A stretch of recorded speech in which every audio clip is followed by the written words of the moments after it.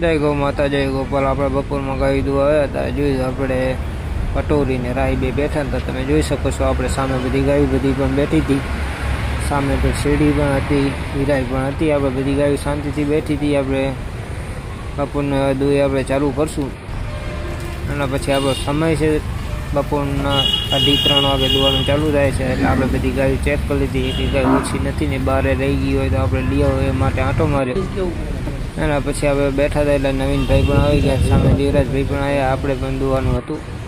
સામે જોયું રણછોડભાઈ આવતા હતા. આપણે દેવરાજભાઈ સામે ગાય દૂતા હતા. એના પછી આપણે પટોરીની વાછડી કાઢી નાખ્યા દુવા સામે. આપણા બીજા ભાઈ પણ દૂતા હતા. આપણે જોયું ત્યારે પટોરીની દૂધ દેવરાજભાઈ ઢોરી નાખી હતું દૂતા. એના પછી આપણે પણ જાંબની રેડી લઈને નીકળી ગયા હતા દુવા માટે. જાંબને આપણે જાંબ પણ પહોંચી ગયા હતા. એટલે આપણે જાંબને હવે દોવાનું ચાલુ કરી નાખ્યું હતું. સામે બીજા ભાઈ પણ દૂતા હતા. સાહેબ રણછોડભાઈ પણ દૂતા હતા.